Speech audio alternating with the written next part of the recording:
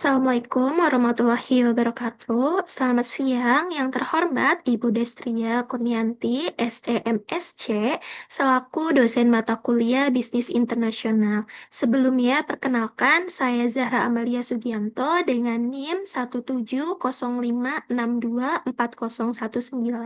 dari kelas Manajemen C. Nah, pada kesempatan kali ini saya akan mempresentasikan hasil proyek analisis saya yang berjudul Analisis Ekspansi Pasar Internasional UMKM Batik Jogro ke Negara Jepang.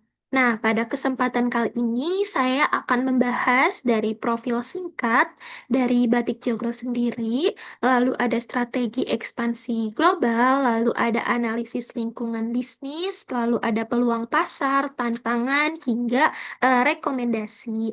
Nah, oke, baik, langsung saja masuk ke pembahasannya. Nah, oke, baik. Pembahasan pertama itu mengenai latar belakang dari Batik Jogro sendiri, yaitu Batik Jogro ini merupakan UMKM fashion batik yang berasal dari Salatiga, Jawa Tengah. Nah, brand ini itu menghadirkan inovasi batik yang modern tanpa menghilangkan esensi budaya asli Indonesia. Dan Batik Jogro ini juga didirikan dengan visi menjadikan batik itu sebagai bagian gaya hidup sehari-hari yang lebih fleksibel dan trendy melalui pemanfaatan digital. Oke, lalu selanjutnya itu mengenai inovasi desain dan layanan custom. Nah, pada pembahasan selanjutnya ini Batik Jogro ini menawarkan beberapa produk hasilnya yaitu seperti kemeja batik, terus blus batik, dress batik, kain, aksesoris hingga rok batik seperti gambar yang di samping. Nah, lalu selain itu, Batik Jogro juga memiliki unique selling proposition, yaitu layanan custom design sesuai dengan kebutuhan pelanggan dan memberikan nilai yang eksklusif yang bisa membedakan dari kompetitor. Oke, selanjutnya Batik Jogro juga memanfaatkan media sosial dan marketplace sebagai sarana pemasaran digitalnya untuk menjangkau pasar. Oke, lalu selanjutnya ada potensi ekspansi ke pasar global. Nah, jika kita lihat pada saat ini, itu tuh minat masyarakat global terhadap produk budaya batik dan sustainable fashion itu semakin tinggi kan.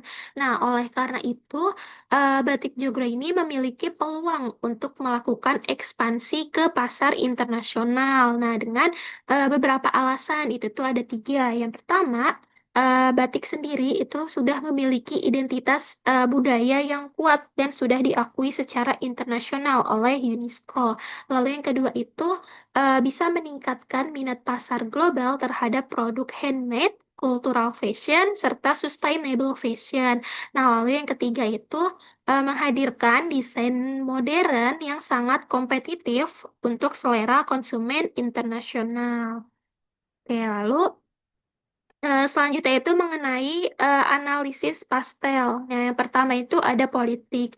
Nah, pada saat ini, jika kita lihat stabilitas politik di Jepang itu sudah terbilang sangat tinggi ya. Dan hubungan bilateral antara Jepang dan Indonesia juga sangat kuat menurut IJPA. Dan sangat memudahkan gitu ekspor UMKM untuk mengekspansi produknya gitu. Lalu jika kita lihat dari ekonomi itu jika kita lihat dari data PDB Jepang itu tuh mencapai 48 US dollar triliun gitu pada tahun 2026 dan daya beli masyarakat juga tinggi terhadap produk fashion. Lalu jika kita lihat dari sisi sosial itu tuh konsumen Jepang itu menyukai produk yang handmade terus sustainable dan memiliki nilai budaya yang kuat. Lalu, jika kita lihat dari sisi teknologi, pada saat ini kan perkembangan infrastruktur digital di Jepang itu kan sudah sangat canggih ya. Dan jika kita lihat juga dari data di negara Jepang itu tingkat e-commerce itu tuh sudah mendominasi dalam belanja online gitu, apalagi di bidang fashion. Nah, lalu jika kita lihat dari sisi lingkungannya, itu tuh isu keberlanjutan itu bisa menjadi standar gitu. Dan batik handmade itu memiliki nilai yang sangat eksklusif di pasar sustainable. Nah, lalu jika kita lihat dari sisi legal atau hukumnya itu tuh menurut Jetro regulasi mengenai impor itu tuh sangat ketat dan standar seperti dari standar kualitasnya, terus pelabelannya, serta keamanan bahannya dari produk yang akan diimpor nanti gitu. Lalu selanjutnya ada potensi ekonomi pasar Jepang pada tahun 2026. Nah, pada pembahasan ini itu menjelaskan bahwa negara Jepang itu merupakan salah satu negara dengan kondisi ekonomi yang kuat gitu dan daya masyarakatnya juga yang tinggi. Nah, berdasarkan data dari METI itu tuh menunjukkan sektor premium aparel atau produk pakaian itu tuh terus bertambah dan potensi transaksi UMKM fashion Indonesia di Jepang itu bisa mencapai 17 miliar menurut Kobe Pop-up pada tahun 2026.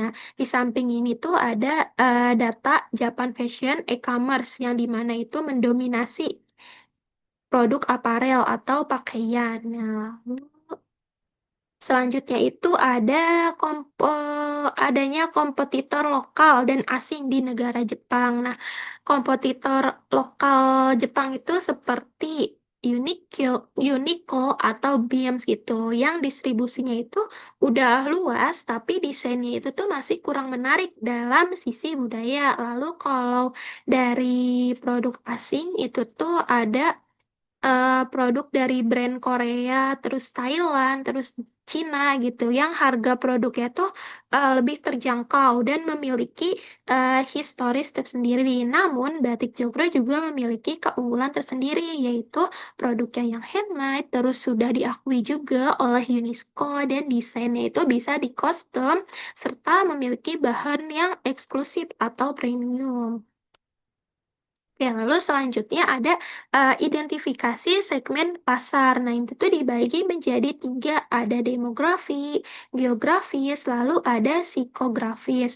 Nah, kalau dari demografis itu, segmen pasarnya itu masyarakat Jepang dengan usia 20 sampai 40 tahun dan kalangan pekerja serta pendapatan menengah ke atas. Kenapa pendapatannya itu menengah ke atas? Karena produk batik itu kan produk ekspor ya, yang diekspansi dari Indonesia ke Jepang gitu, yang dimana harga produk ekspor itu bisa jauh lebih tinggi atau jauh lebih mahal daripada produk fashion lainnya gitu, karena jika sudah diekspor itu tuh mendapatkan biaya-biaya tambahan lainnya kayak biaya pajak atau biaya bea cukai seperti itu. Lalu dari sisi geografisnya itu tuh masyarakat kota masyarakat di Jepang yang tinggal di kota-kota besar seperti kayak Tokyo, Osaka, atau Kyoto gitu dengan exposure fashion yang sangat tinggi atau yang menyukai fashion yang sangat tinggi gitu. Lalu ada psikografis yaitu dengan masyarakat Jepang yang memiliki gaya hidup yang modern serta menyukai produk yang unik dan sustainable cultural fashion. Eh, Lalu, berdasarkan hasil analisis strategi yang masuk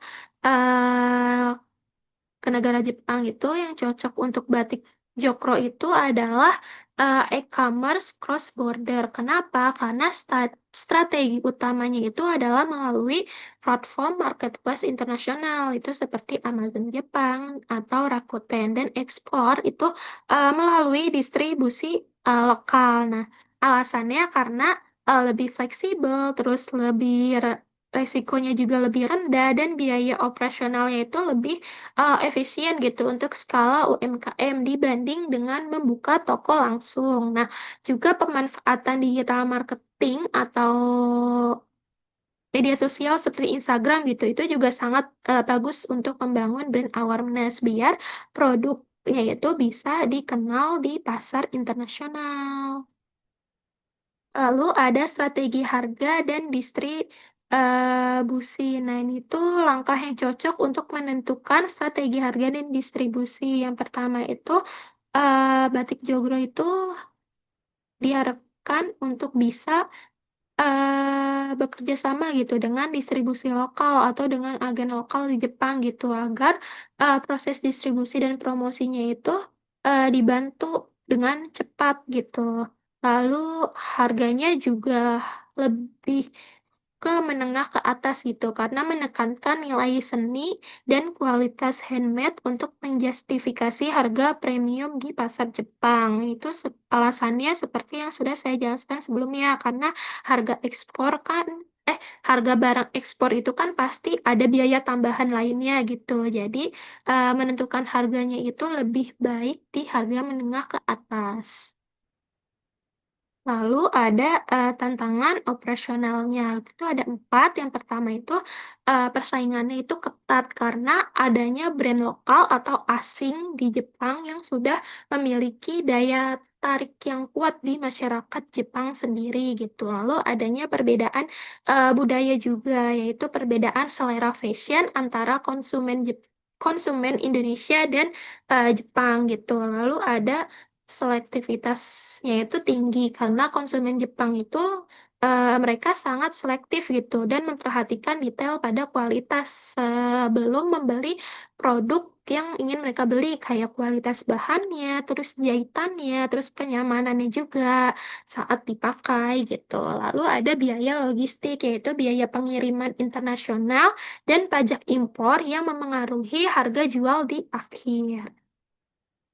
Lalu ada mitigasinya, itu ada empat juga. Yang pertama, riset mendalam. Nah, jadi Batik Jogro itu diharapkan melakukan riset pasar Jepang terlebih dahulu gitu sebelum terjun langsung ke pasar internasional. Lalu ada packagingnya yang premium, yaitu untuk meningkatkan nilai produk melalui kemasan yang lebih sesuai dengan standar Jepang agar lebih di menarik gitu di mata masyarakat. Nah, lalu ada kemitraan lokal, yaitu bekerja sama dengan distribusi lokal di Jepang untuk mempercepat adaptasi gitu. Lalu ada produksi bertahap, yaitu mulai dari skala kecil terlebih dahulu, baru ke skala besar. Karena kan batik Jogro ini masih tahap perkembangan ya, jadi lebih baik dari skala kecil terlebih dahulu.